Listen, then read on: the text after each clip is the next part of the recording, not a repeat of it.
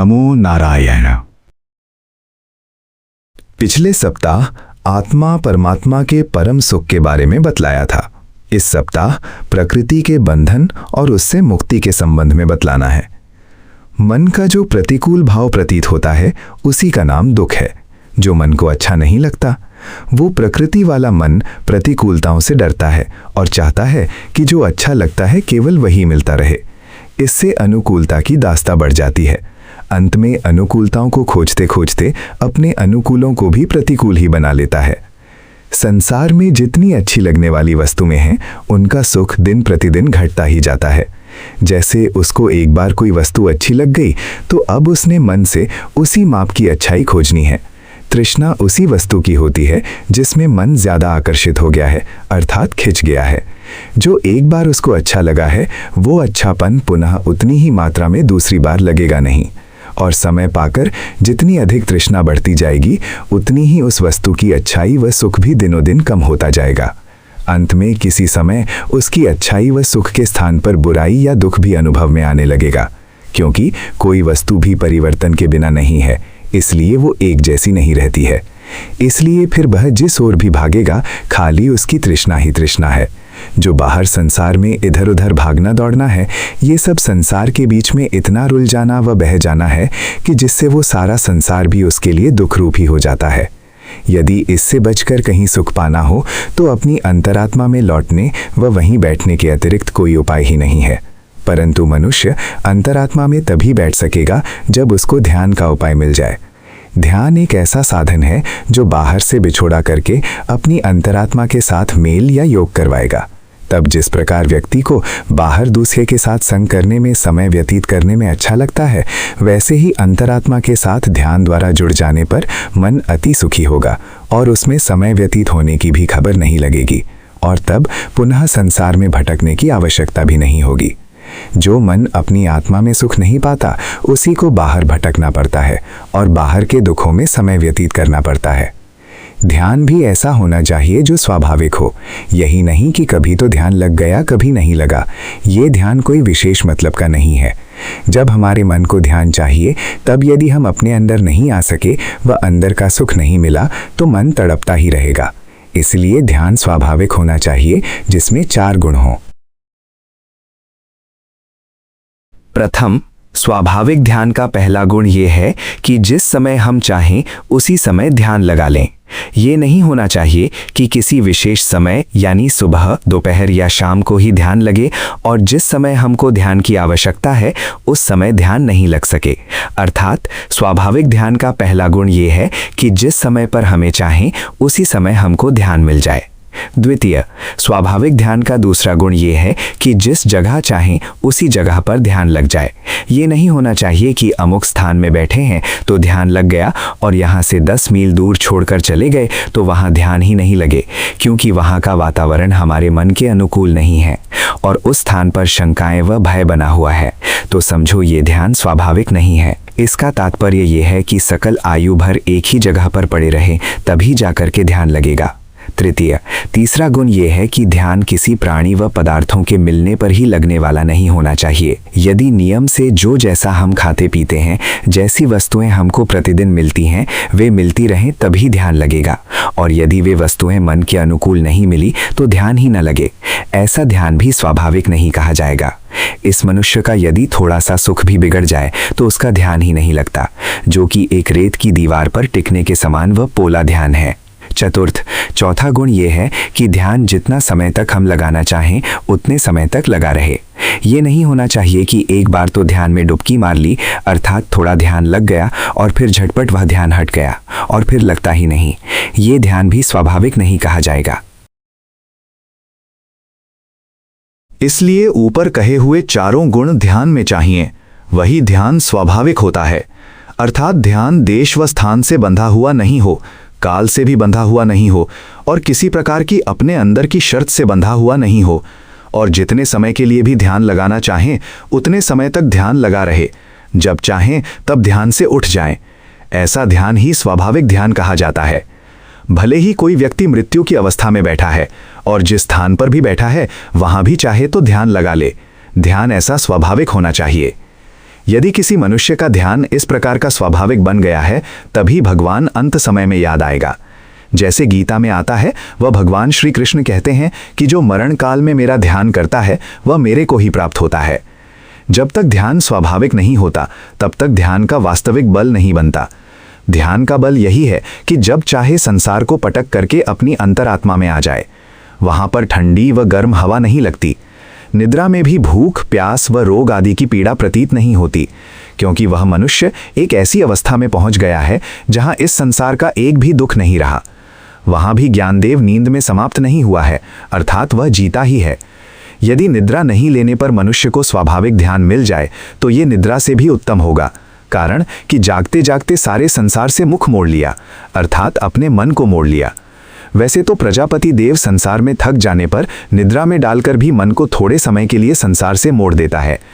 ऐसा मन का जागते जागते मुड़ना उस मनुष्य के लिए संभव होता है जिसके लिए ध्यान इतना स्वाभाविक हो गया है कि जरा संसार से थोड़ा मुख मोड़ते ही वह अपने ध्यान में चला जाता है। इस प्रकार से मनुष्य का स्वाभाविक ध्यान न किसी प्राणी से बंधा हो, न ही किसी बाहर के पदार्थ से बंधा हो, न ही किसी देश, स्थान से और किसी काल से बंधा हो, अर्थात सुबह, दोपहर अथवा रात को न देखते हुए ध्यान लग जाना चाहिए। जब अवकाश मिला तभी ध्यान लग जाना ही स्वाभाविक ध्यान का लक्षण है। स्वाभाविक ध्यान का ये गुण भी है कि ध्यान ऐसा लगना चाहिए कि जितने समय तक हम ध्यान में रहना चाहें, ध्यान में रह सकें। ये नहीं कि 1 मिनट के लिए डुबकी ध्यान में लगी और फिर उचट गई, थोड़ी देर के बाद फिर ध्यान लगा, फिर उचट गया। स्वाभाविक ध्यान में ऐसा होता है कि यदि कोई कई घंटे तक ध्यान में बैठना चाहे तो वह घंटों ही ध्यान में बैठा रह सकता है और उसको ध्यान में किसी प्रकार का क्लेश या दुख नहीं होता।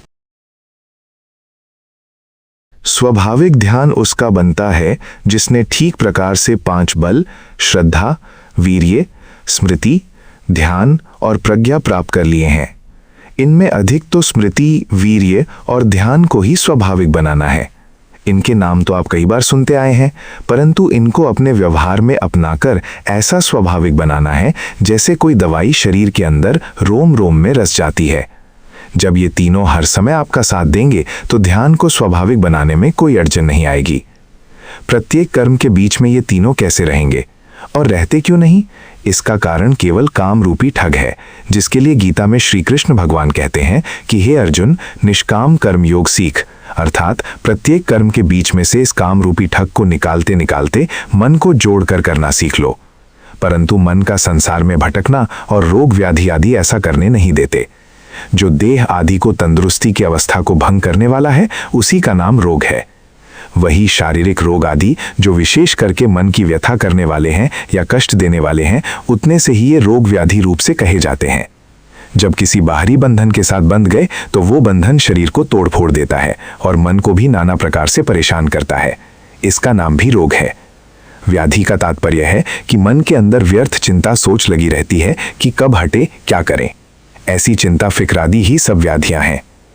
इसी काम के जाल के कारण जो हर समय सिर पर लदा रहता है, ध्यान स्वाभाविक नहीं बन पाता और उसी के कारण से ही स्मृति, वीर्य और ध्यान नहीं बन पाते। जैसे हम हाथ धो रहे हैं, कोई भी काम का जाल सिर पर लदा होने के कारण से हाथ साफ करते हुए भटका हुआ मन अंदर से चाय पीने की सोच रहा है कि जल्दी जल्दी हाथ साफ कर लें ताकि अंदर कमरे में जाकर के गरम गरम चाय पिएं। इस प्रकार हाथ तो स्वभाव से धुल रहे हैं, परंतु स्मृति वहां हाथ साफ करने में नहीं है। अब देखो, काम का जाल मन को उड़ा करके चाय पीने ले गया। जिस समय एक छोटे से कार्य में एक काम एक ध्यान नहीं है, तो ऐसे ही जिस समय आप आसन पर बैठकर ध्यान करेंगे तो वहां पर भी काम रूपी ठग स्मृति को चुरा करके ले जाएगा। ध्यान में ही काम निद्रा लेने के लिए आ जाएगा कि सोना है, क्योंकि उस मन का सुख उस निद्रा रूपी काम में पड़ा हुआ है। काम के सुख का तात्पर्य है कि काम सुख के पीछे चलता है। जो मन को अच्छा लगता है उसका नाम सुख है, और वही मिलना चाहिए जो अच्छा लगता है, इसी का नाम काम है। अब मन उसी चिंता में बहता रहता है, इसका नाम राग है। इन तीनों की धारा या जंजीर मनुष्य के मन के अंदर हर समय बनी रहती है। जो मनुष्य अपने प्रत्येक कर्म के बीच में इस काम को पहचानने वाला है, वो इस ठग से बच सकता है, और नहीं तो ये काम रूपी ठग सदा ही मनुष्य को ठगने वाला है। इसलिए अपने सारे कर्मों को निष्काम बनाओ, अर्थात कर्म करते हुए मन में किसी प्रकार की भी इच्छा लदी हुई नहीं होनी चाहिए, अथवा मन पूर्णतया कार्य करने में ही लगा हुआ होना चाहिए। इस प्रकार कर्म करने से यह भी एक निष्काम कर्म योग हो जाता है। जैसे कि हम हाथ धो रहे हैं, यदि ठीक प्रकार से स्मृति में हाथ धुल रहे हैं तो पता है कि हाथ ही धुल रहे हैं, अर्थात हाथ धोने के कर्म में ही मन जुड़ा हुआ है और मन दूसरे काम को भी टालता जा रहा है। काम से निकलते हुए जो मन को कर्म में जोड़े रखना है, यही निष्काम कर्म योग का अर्थ है। यदि मन बाहर भटका हुआ है और हाथ आदत से धुल रहे हैं तो ये निष्काम कर्म योग नहीं। ऐसी अवस्था में यदि थोड़ी देर के लिए आप ध्यान से हाथ धोने को देखेंगे तो पता चलेगा कि कान हाथ धोने की आवाज़ ना सुन करके पता नहीं कहीं और जगह की ही आवाज़ सुन रहे हैं। देखो, तब मन दो हो गए।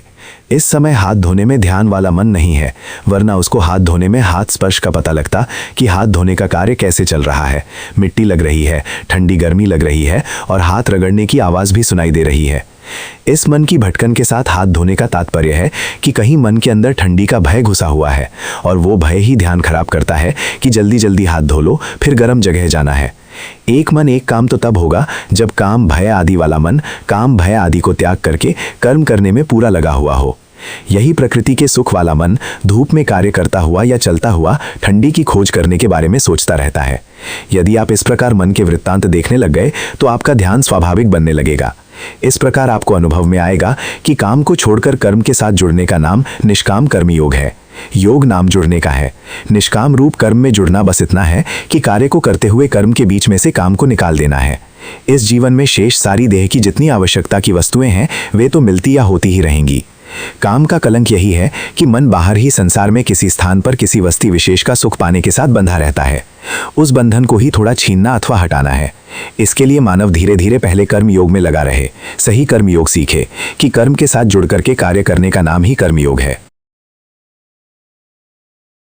इस कर्म योग के अभ्यास की सफलता के लिए हाथ धोने आदि सकल कर्मों में भटकते हुए मन को पहचानना और फिर उसको बाहर से मोड़ मोड़ कर किए जा रहे कार्य में लगाने से समझो आपने 3 बल ध्यान, स्मृति और वीर्य एक साथ अपना लिए। ये छोटी सी बात है, इसे एक ही दिन में आप भले पढ़ लो या किसी से सुन लो, परंतु जब तक ये बात व्यवहार में नहीं आएगी तब तक इसका अपने अंदर निकट से ज्ञान नहीं होगा। निकट से ज्ञान हुए बिना इसका फल नहीं होगा। इसको कार्य में लाने के लिए आपको प्रत्येक कर्म की पढ़ाई या निरीक्षण करना होगा, अर्थात अपने आप को ध्यान में रखते हुए कर्म करना होगा और अपना कार्य ऐसे ढंग से करना है कि वो कार्य ठीक रीति से भी हो। ठीक रीति का तात्पर्य यह है कि उस कर्म के बीच में हम जुड़ रहे हैं, वह अड़चन दृष्टि में आ रही हैं। अधिक अड़चन उसी काम की ही दृष्टि में आएगी। काम जिस समय भी बहता हुआ दिखाई दे जाए, भले आंख, कान अथवा मन को भटकाने वाला हो, उसी समय अपनी बारीक दृष्टि खोलकर यदि आपने इसको पहचानना आरंभ कर दिया तो समझो मन ध्यान के योग्य हो गया। अब आप मार्ग चलते हुए भी ध्यान में ही हैं, अर्थात आपको पता है कि पैर कहाँ पड़ रहा है। चलते समय मोटर गाड़ी आदि से बचकर संभलकर सावधानी से तो चलना पड़ता है, उतना ध्यान तो बाहर रहना भी ठीक है। शेष खाली दाएं बाएं दृष्टि घुमाना जहां अपने प्रयोजन का कुछ नहीं रखा, मन का केवल बाहर भटकना ही है। आपने उस भटके हुए मन को वहां से मोड़कर पाँव की चाप सुनने में चलते समय लगाना होगा। इस प्रकार प्रत्येक कर्म में जैसे हाथ धोना, दातुन कुल्ला करना, खाना पीना आदि करते हुए 5 इंद्रियां आँख, कान, नाक, जिह्वा, चमड़ी और छठा मन जिस समय एक ओर लग गए तो इसका नाम ध्यान या समाधि हो जाता है। इन इंद्रियों को बाहर से मोड़ने का नाम योगी लोग प्रत्याहार कहते हैं। जिधर आपने अपना मन लगा दिया, अर्थात मन लगाया कर्म में, तो सारी इंद्रियां इसके पीछे आनी आरंभ हो जाएंगी। यही प्रत्याहार है। मन को आप किसी एक स्थान में लगा देंगे तो वही ध्यान बन जाएगा। प्रत्याहार का तात्पर्य यह है कि अपने सुख की आदत के मार्ग से किसी दूसरी जगह जब मन जा रहा है तब उसको बाहर से मोड़कर अंदर लाना। मन बाहर सुख के साथ बसा हुआ है, अर्थात इच्छा जो कि उसकी अपनी लगन में बसी हुई है। हर समय मन उधर ही बह रहा है। ऐसी अवस्था में अपने मन को मनुष्य समझाए कि इनका क्या चिंतन करना। अपने शरीर अथवा कर्तव्य संबंधी आवश्यकताएं पूरी करना तो उचित है, परंतु व्यर्थ की छोटी मोटी वस्तुओं के पीछे आदत के मार्ग से सदा बहते रहना उचित नहीं है। दातुन कुल्ला, नहाना धोना, खाना पीना, बातचीत करना आदि में अपने कभी मिले हुए मान अपमान की सोचना, जो कि अधिक सार वाली वस्तु भी नहीं, ठीक नहीं है। अपने मन को समझाए कि यदि उनके लिए सोचना ही है तो एक अलग समय निकाल लो। जो योजना बनानी है उसी समय बना लेना। प्रत्येक कार्य करते समय काम का सिर पर लदे होना अथवा आदत के अनुसार सोचों में पड़े रहना ध्यान वाले मन का काम नहीं है। ये कर्म को विक्षिप्त कर देता है और एकाग्रता पूर्वक नहीं होने देता। मन भटकने के अभ्यास को बढ़ाता हुआ ध्यान के कार्य के लिए तो अवकाश तक भी नहीं देता। थोड़ा मन का निरीक्षण करना अर्थात अपने आप को प्रत्येक कर्म करते हुए पहचानना, परंतु स्मृति रखे बिना अपने आप को पहचाना नहीं जाएगा। थोड़ा उस मन को मोड़ना है जो विपरीत काम के मार्ग पर जा रहा है। मन को मोड़ने की हिम्मत करना ही वीर्य हो जाएगा। थोड़ा मनोयोग देने से ही वो ध्यान हो जाएगा। थोड़ा मन को समझना अथवा ध्यान द्वारा भले बुरे मार्ग की समझ भी अंदर पड़ना, यही प्रज्ञा या ज्ञान हो जाएगा। शरीर की जितनी आसक्तियां हैं ये सब काम की हैं। इस काम रूपी मन को मनुष्य इतनी बारीकी तक पहचाने कि इसकी जड़ तक पहुंचकर इसकी जड़ ही काटनी है। इसकी जड़ वो सुख ही है जो दूसरे प्राणी या पदार्थों से मिलता है। इनको विवेक द्वारा ये समझाना कि ये सुख सदा किसी के रहने वाले नहीं हैं।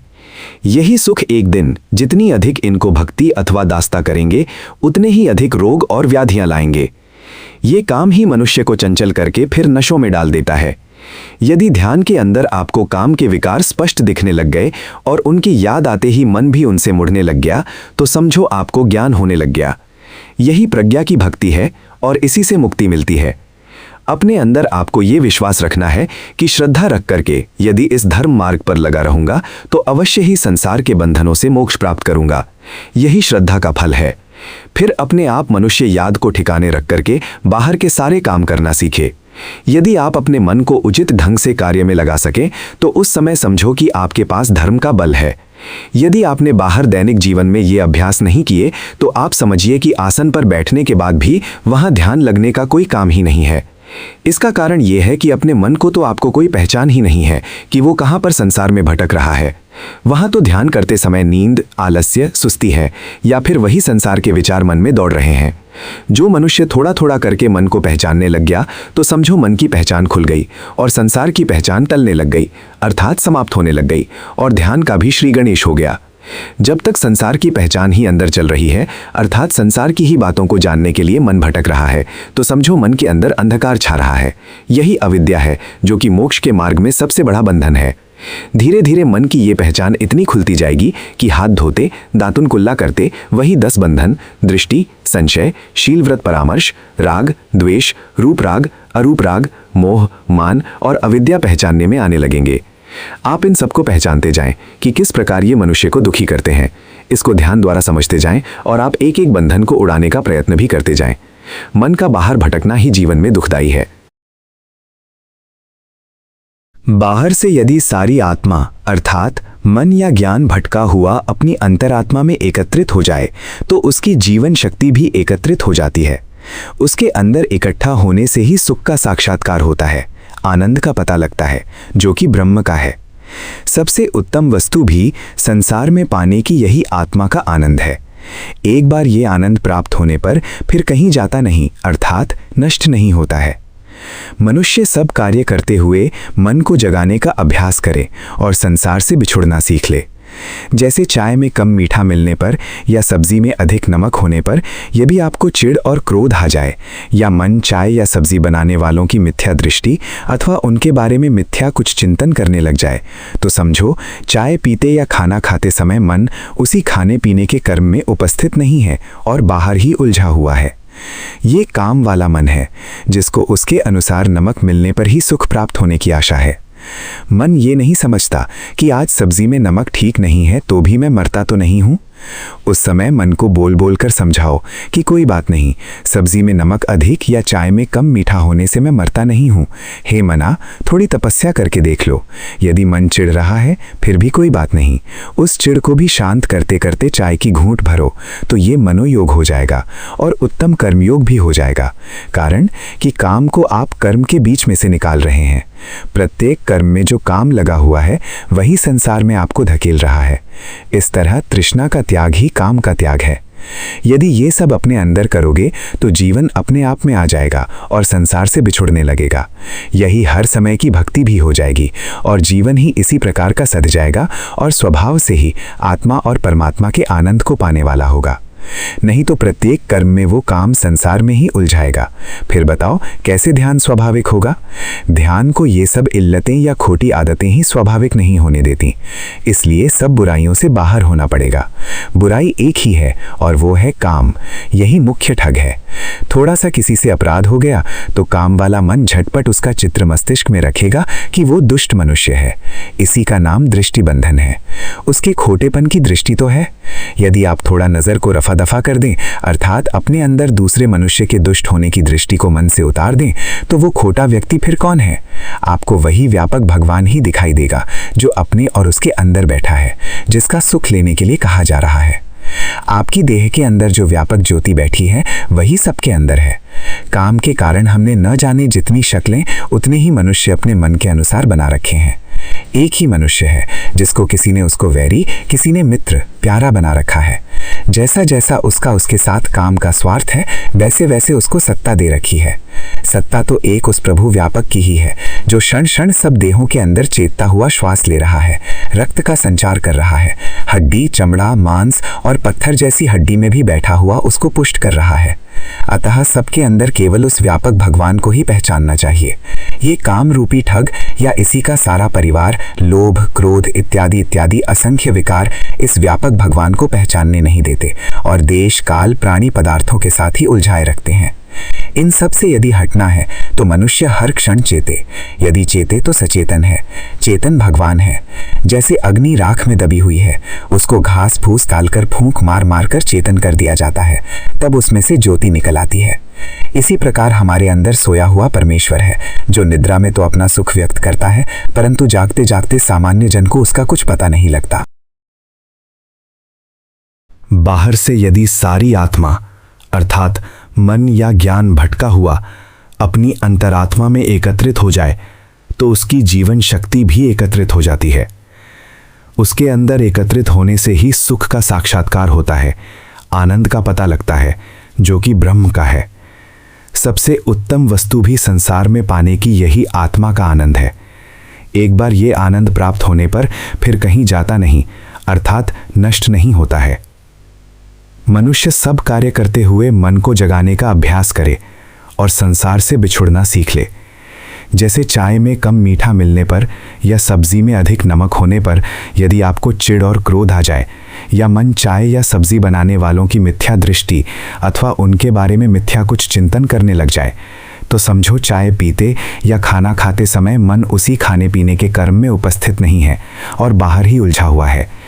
ये काम वाला मन है जिसको उसके अनुसार नमक मिलने पर ही सुख प्राप्त होने की आशा है। मन ये नहीं समझता कि आज सब्जी में नमक ठीक नहीं है तो भी मैं मरता तो नहीं हूँ। उस समय मन को बोल बोल कर समझाओ कि कोई बात नहीं, सब्जी में नमक अधिक या चाय में कम मीठा होने से मैं मरता नहीं हूँ। हे मना, थोड़ी तपस्या करके देख लो। यदि मन चिढ़ रहा है फिर भी कोई बात नहीं, उस चिढ़ को भी शांत करते करते चाय की घूंट भरो, तो ये मनोयोग हो जाएगा और उत्तम कर्मयोग भी हो जाएगा। कारण कि काम को आप कर्म के बीच में से निकाल रहे हैं। प्रत्येक कर्म में जो काम लगा हुआ है वही संसार में आपको धकेल रहा है। इस तरह तृष्णा का त्याग ही काम का त्याग है। यदि ये सब अपने अंदर करोगे तो जीवन अपने आप में आ जाएगा और संसार से बिछुड़ने लगेगा। यही हर समय की भक्ति भी हो जाएगी और जीवन ही इसी प्रकार का सद जाएगा और स्वभाव से ही आत्मा और परमात्मा के आनंद को पाने वाला होगा। नहीं तो प्रत्येक कर्म में वो काम संसार में ही उलझाएगा। फिर बताओ कैसे ध्यान स्वाभाविक होगा? ध्यान को ये सब इल्लतें या खोटी आदतें ही स्वाभाविक नहीं होने देती, इसीलिए सब बुराइयों से बाहर होना पड़ेगा। बुराई एक ही है और वो है काम। यही मुख्य ठग है। थोड़ा सा किसी से अपराध हो गया तो काम वाला मन झटपट उसका चित्र मस्तिष्क में रखेगा कि वो दुष्ट मनुष्य है। इसी का नाम दृष्टि बंधन है। उसके खोटेपन की दृष्टि तो है। यदि आप थोड़ा नज़र को रफा दफा कर दें, अर्थात अपने अंदर दूसरे मनुष्य के दुष्ट होने की दृष्टि को मन से उतार दें, तो वो खोटा व्यक्ति फिर कौन है? आपको वही व्यापक भगवान ही दिखाई देगा जो अपने और उसके अंदर बैठा है, जिसका सुख लेने के लिए कहा जा रहा है। आपकी देह के अंदर जो व्यापक ज्योति बैठी है वही सबके अंदर है। काम के कारण हमने ना जाने जितनी शक्लें उतने ही मनुष्य अपने मन के अनुसार बना रखे हैं। एक ही मनुष्य है जिसको किसी ने उसको वैरी, किसी ने मित्र, प्यारा बना रखा है। जैसा जैसा उसका उसके साथ काम का स्वार्थ है वैसे वैसे उसको सत्ता दे रखी है। सत्ता तो एक उस प्रभु व्यापक की ही है जो क्षण क्षण सब देहों के अंदर चेतता हुआ श्वास ले रहा है, रक्त का संचार कर रहा है, हड्डी, चमड़ा, मांस और पत्थर जैसी हड्डी में भी बैठा हुआ उसको पुष्ट कर रहा है। अतः सबके अंदर केवल उस व्यापक भगवान को ही पहचानना चाहिए। ये काम रूपी कहते हैं कि उस चेतन भगवान को भोग लगाओ। भोग लगाने का सही मार्ग यही है कि स्मृति ठिकाने रखकर खाना खाओ।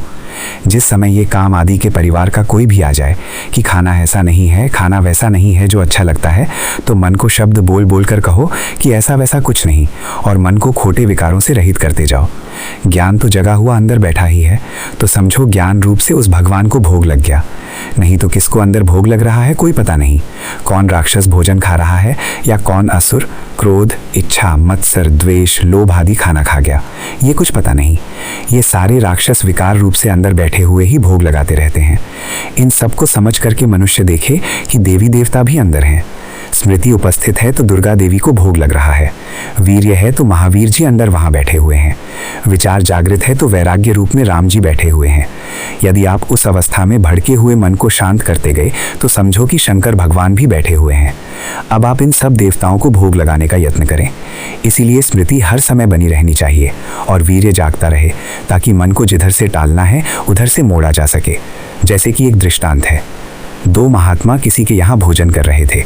उनमें से एक आयुर्वेद का आचार्य था और दूसरा आध्यात्मिक विद्या का आचार्य था। ना जाने किसी ने जान करके या भूल में ही दाल में नमक नहीं डाला। आयुर्वेद के आचार्य ने पहला ही ग्रास मुख में डालते ही बड़ी शीघ्रता से दूसरे महात्मा को कहा कि दाल में नमक तो है ही नहीं। दूसरे महात्मा ने भी शीघ्रता से कहा कि चुपचाप खा लो। दाल में नमक नहीं होने से उस आयुर्वेद आचार्य के भड़के हुए मन में क्रोध और चिढ़ा रही थी, जो उसके स्वाद भंग होने से थी। थोड़ी देर पश्चात फिर उस आयुर्वेद के आचार्य ने कहा, नमक तो स्वास्थ्य के लिए बहुत आवश्यक है। ये सुनकर आध्यात्मिक महात्मा ने कहा कि कोई बात नहीं, यदि नमक आपके स्वास्थ्य के लिए इतना आवश्यक ही है तो पीछे पानी में नमक डालकर घोलकर पी लेना। अब आप शोर क्यों कर रहे हो? तब वो आयुर्वेद आचार्य चुप करके बैठ गया। देखो तृष्णा कहाँ कहाँ ठगी करती है। वो काम या इच्छा का जाल उस आयुर्वेद आचार्य के सिर पर लगा हुआ है। उसको रोटी का ख्याल नहीं कि पेट ही भरना है, परंतु उसके स्वाद वाले मन में चिढ़ है और वो दुखी हो रहा है, और उसी दुख के कारण वो क्या क्या विचारों में पड़ा हुआ है। इस भड़के हुए मन की अवस्था में सारा खाना ही उसका खराब हो गया। ये काम ऐसा पापी है जो किसी की भी नहीं मानता। यदि आपने प्रत्येक कर्म में इसको पहचान कर जड़ से निकालना आरंभ कर दिया तो ज्ञान के जागते ही दुर्गा भगवती रूप स्मृति भी दृढ़ होने लगी। मन के अंदर तेज आने लगा। ये दुर्गा सिंह पर बैठती है, अर्थात सिंह की सवारी करती है। जो मनुष्य हिम्मत करके थोड़ा काम को भी टाल सके और अपने सुख का भी त्याग कर सके, तो ऐसा व्यक्ति सिंह पुरुष होता है, जिस पर ये दुर्गा भगवती रूपी स्मृति बैठती है। संस्कृत में दुर्ग उसे कहते हैं जहां जाना बड़ा मुश्किल है। इसी प्रकार जो वश में करने के लिए कठोर अवस्थाएं भी हैं, उनमें भी जो स्मृति टिकी रहे और वीर्य बन पाए, वहां पहुंची हुई जो स्मृति रूप भगवती है वो दुर्गा है, और यही स्मृति रूप बल है। जैसा कि ऊपर कहा है कि उस आध्यात्मिक महात्मा के ऊपर वो स्मृति रूपी दुर्गा सवार थी, जिसने उसको बचा लिया। उसका मन भी भोजन करते समय शांत रहा, और दूसरा महात्मा उतनी देर तक भटकता ही रहा जितनी देर तक वो भोजन करता रहा। इस प्रकार जो कड़ाई की जगह है, जहाँ पर पहुँचना बड़ा कठिन है, वहाँ ये दुर्गा भगवती पहुँचने वाली होती है। ऐसी अवस्था में ये स्मृति सदा अपने साथ रहे, दुख में भी उपस्थित रहे, और जब मन चिढ़ा हुआ है अथवा कुछ उल्टा सीधा करने वाला है, उस समय भी ये स्मृति रूपी भगवती उपस्थित होकर के आपको रोक ले। यदि उस काम वाले मन के सब विकार आपने पटक दिए तो समझो स्मृति रूपी दुर्गा भगवती ने सारे असुर सुला दिए, अर्थात उसने राक्षस मार डाले। इसीलिए पहले अपने मन के अंदर उस स्मृति रूप भगवती शक्ति को बसाओ। यही भगवती देवी क्षमा और श्रद्धा रूप से अंदर बैठी है। यही मन की शक्ति रूप जो भगवती है सर्व विश्व व्यापक है। कहीं एक मेरे तेरे में थोड़े ही है, इसीलिए ये व्यापक देव होते हैं। होश का नाम ही स्मृति है। इस स्मृति को रख करके आपने अपना जीवन ही ऐसा बना लेना है कि जब आप चाहें अपने ध्यान में आ जाएं। ऐसे मनुष्य को बेपरवाही है कि किसी समय भी मर जाए, मेरे लिए वो भगवान का दरवाजा सदा खुला है।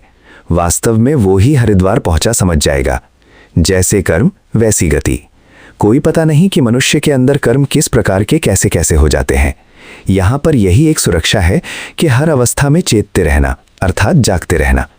इसमें किसी का बिगड़ता कुछ नहीं है। जिम्मेवारियां अथवा दूसरे कार्य भी नहीं बिगड़ते हैं। खाना पीना रहना सहना कहीं नहीं जाता है। केवल एक ही वस्तु जाती है कि जो वो काम रूपी बलि है, उस बल को तो ठगना पड़ेगा।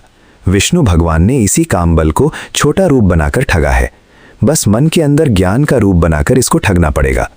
इस काम को ठगने के बाद आपको सही मार्ग मिलेगा। फिर ये ध्यान आपका इतना बलवान हो जाएगा कि आपको अपनी सुगति या मुक्ति के बारे में कोई चिंता फिक्र की बात ही नहीं रहेगी, अथवा आप सुरक्षित हो जाएंगे। जब तक पांचों ज्ञानेंद्रियां मन के साथ स्थिर नहीं हुई, तब तक ध्यान नहीं कहा जाएगा। अपने अंदर दोष दुर्गुण नहीं होने चाहिए। यदि आप अपने कार्य में मन लगाए हुए हैं तो समझो आप अपने आप में हैं।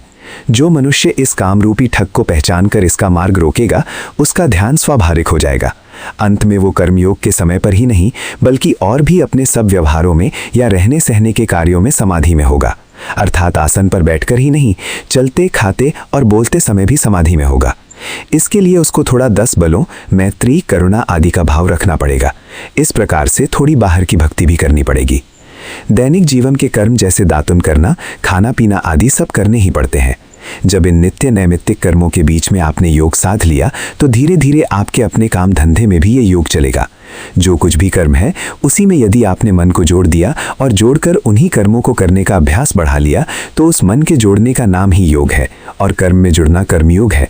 संसार में रहते हुए कर्म किए बिना तो कोई रह नहीं सकता। जैसे कि गीता में कहा है कि मनुष्य कर्म किए बिना एक क्षण भर भी नहीं रह सकता। कर्म तो करने ही पड़ेंगे, परंतु कर्म करने को ऐसे बना देना है कि वो भक्ति योग बन जाए। यदि कर्म के साथ जुड़ करके आपको कर्म करना आ गया, तो कर्म के बीच में आपकी समाधि होने लगेगी। कर्म के साथ जुड़ने से समझो ध्यान भी हो गया और ज्ञान भी हो गया। यदि नाना प्रकार की मन की खींच को टालने लग गए, तो यही वीर्य बन गया। ये पांचों बल, श्रद्धा, वीर्य, स्मृति, ध्यान या समाधि और प्रज्ञा आपको सबके बीच में रहते हुए भी सबसे छीन लेंगे, अर्थात सबसे न्यारा, अछूता या बेलाग भी रखेंगे। ऐसा भी नहीं होगा कि आपका मन ना लगे। मन तो तब नहीं लगता है जब आप आदत से तो हट गए और किसी दूसरे स्थान पर मन को लगाने का मार्ग आपको मिला नहीं। जैसे कि आप बैठे हैं, पेट में हवा रड़क रही है, बस वहीं पर मन को लगा दिया और उस दुख को ही देखने लग गए। इस प्रकार देखते देखते वो हवा की रड़क का दुख भी समाप्त हो जाएगा। जैसे खुजली कहीं शरीर पर हो रही है, काम वाला मन कहेगा कि जल्दी से खुजली करके इसे मिटा दो। वहां खुजली को जल्दी मिटाने की इच्छा वाला तो वही काम रूपी ठग है। परंतु आप अपने मन से कहो कि रहने दो, देखते हैं कि इसका कितना दुख है। इस प्रकार देखते देखते वो खुजली मिटी जाएगी और उसी खुजली के स्थान पर सुख प्रकट हो जाएगा। पहले अपने मन को साधो और ध्यान को एक जगह टिकाना सीखो। एक जगह ध्यान तब टिकेगा जब सारी इंद्रियां व मन एक कर्म में जुड़ जाएंगे। पहले उसे हाथ धोने, दातुन करने, नहाने धोने, खाने पीने व बोलने चालने और भी मन के अंदर कोई ऐसी वैसी अवस्था आ जाए, उसी में मन को जोड़ने का प्रयास करें। जैसे कि देखो जी, अमुक व्यक्ति ने एक बात कह दी थी, वो ऐसी मेरे मन के अंदर घूम रही है, रड़क रही है कि मन बेचैन हो रहा है। मन को कहो कि कोई नहीं, मैं बेचैनी देख रहा हूं, परंतु बाहर मैंने कुछ नहीं करना है। उस बेचैनी को देखते देखते यदि आपने कुछ समय बिता दिया, तो समझो कि अकेले अपने आप में दुख देखना आ गया। जब आपने प्रतिकूल भी देखना सीख लिया और अनुकूल से भी थोड़ा किनारा करना सीख लिया, तो समझो आपका उत्तम ध्यान सधने लगा और मुक्ति का मार्ग भी मिल गया।